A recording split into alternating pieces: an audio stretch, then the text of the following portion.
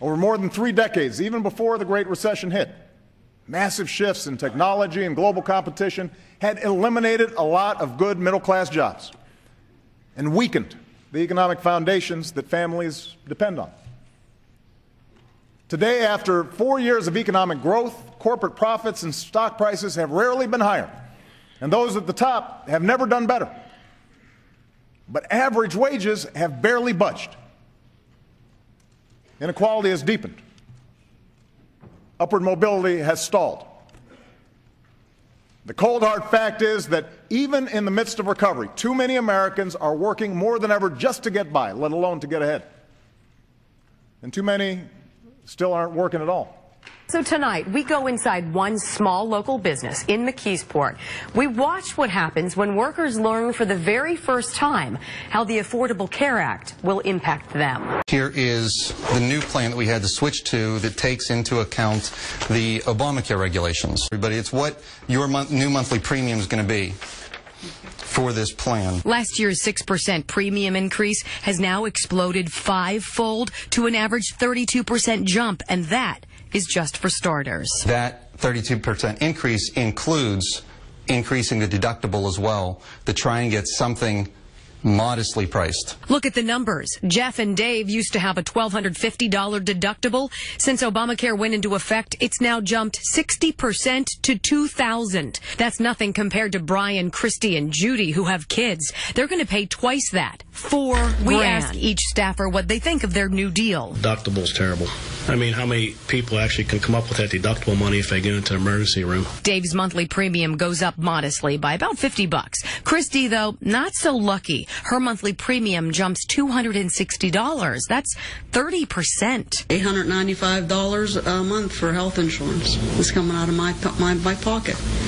That's a house payment for most people. Brian actually saves $77 a month, but that $4,000 family deductible, It's going to be a pretty big hit in the pocket. And Jeff is in the same boat. They call it the Affordable Health Plan. There's nothing affordable about it.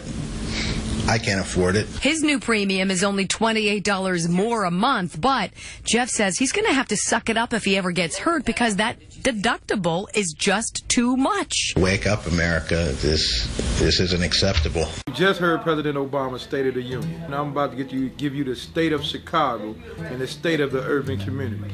What it did was solidify our expectation, which is very low, of this president because of his actions, and the fact that what he did was confirm the lack of involvement, the lack of concern for our community. He doesn't care. He's been more hurtful to the black race than he has been helpful. Now, for a lot of symbolic reasons, a lot of people accept that, or should I say, most well-to-do blacks or those who think they're better off, they accept that for symbolic reasons.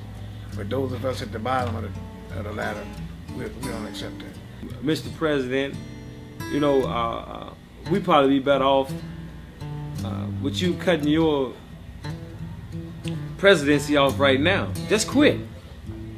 Because if this is what you call helping us, then just stop helping us. This State of the Union was the same old, same old. A bunch of talk and rhetoric to give faith to a dying economy in America. How can they create jobs for us if they don't bring us into the market? But there's a reason. There's a reason. There's a reason for this. There's a reason education sucks, and it's the same reason that it will never, ever, ever be fixed. It's never going to get any better. Don't look for it. Be happy with what you got. Because the owners of this country don't want that.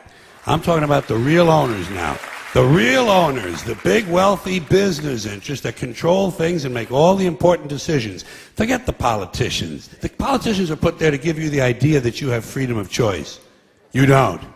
You have no choice. You have owners. They own you. They own everything. They own all the important land. They own and control the corporations. They've long since bought and paid for the Senate, the Congress, the state houses, the city halls. They got the judges in their back pockets.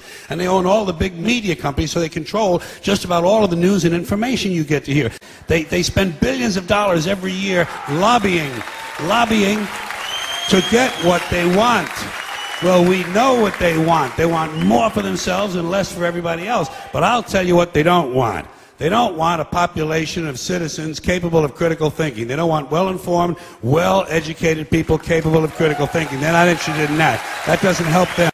You know what they want? They want obedient workers. Obedient workers. People who are just smart enough to run the machines and do the paperwork and just dumb enough to passively accept all these jobs with the lower pay, the longer hours, the reduced benefits, the end of overtime, and the vanishing pension that disappears the minute you go to collect. They want it back so they can give it to their criminal friends on Wall Street. And you know something? They'll get it. They'll get it all from you sooner or later. It's a big club, and you ain't in it. You and I are not in the big club.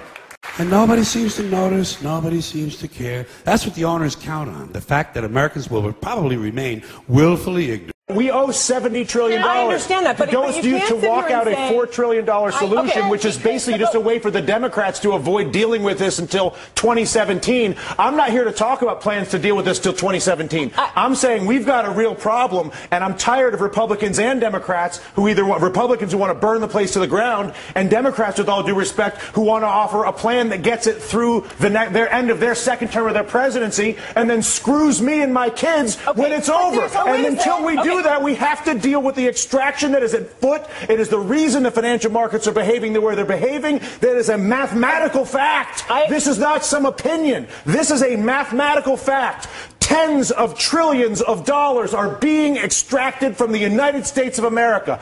Democrats aren't doing it. Republicans are not doing it. An entire integrated system, financial system, trading system, taxing system that was created by both parties over a period of 2 decades is at work on our entire country right now. And we're sitting here arguing about whether we should do the $4 trillion plan that kicks the can down the road for the president for 2017 or burn the place to the ground. Both of which are reckless, irresponsible, and stupid. And the fact of the matter is, until we actually, and I'm sorry to lose my temper, but I tell you what, I've been coming on TV for 3 years doing this. And the fact of the matter is that there's a refusal on both the Democratic and the Republican side of the aisle to acknowledge the mathematical problem, which is that the United States of America is being extracted. It's being extracted through banking, it's being extracted through trade, and it's being extracted through taxation. And there's not a single politician that has stepped forward, Susan, to deal with this. But there's only one right now. The leader of the free world, whether you like it or not, the President of the United States is arguably one of the most powerful individuals we have out there. But and Susan, he's our what you're president. saying is exactly the point that Dylan is making. It's not about one guy. It's about all of them. No, I actually disagree. I think Dylan's saying it is about one guy. It is about one guy. What would you like him to do? I would like him to go to the people of the United States of America and say, people of the United States of America, your Congress is bought. Your Congress is incapable of making legislation on health care, banking, trade, or taxes, because if they do it, they will lose their political funding, and they won't do it. But I'm the President of the United States, and I won't have a country that is run by a bought Congress. So I'm not going to work with a bought Congress and try to be Mr. Big Guy. I'm working with the bought Congress.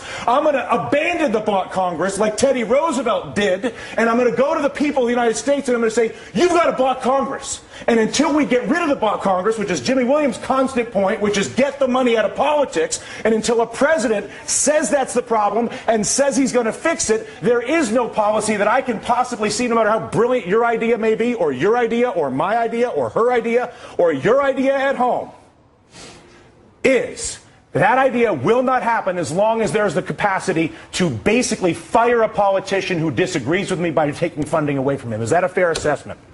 Money in politics is the root of all political evil. It is corruption at its worst. And until we step up and kick that out of the park, it's going to be the same system all and only the president could do that. We're going to No. Congress has to do it too. The Congress has to do it too. But I'll tell you what. How bad does it have to get? How much money has to be extracted? How many things have to be heard? Down to brass tacks. Okay, physically, what do? You go and give a speech right now. Right now. Right now. You say. And then what happens tomorrow? Tomorrow, what happens is you begin the process of actually investing in solving the problem. So I come out and I say, how? I create an infrastructure bank with 2% blending immediately. Once I explain to people the problem, once I explain to you have cancer, once you understand how screwed up your trade, tax, and banking policy policies are, believe me, you will have no issue when I incorporate an infrastructure bank that I fund with repatriated offshore money that I bring in and then use to create 2% direct lending to every business in America, because when you realize that the banking system is fully corrupt and defrauding us, and I come out and say that, which is what I want my president to do, that at that exact moment I say, you know what, we got a screwed up situation here, people. You all know it, and now what? I'm going to admit it. And as a result, not only have I admitted it, but we're going to begin the process of solving it like grown-ups. They did it in World War II. They did it after the Civil War. They did it in Latin America with the Brady bonds. We are not seeing it happen now. The panel stays a little more emotional than I anticipated getting at work this afternoon, but what am I going to do?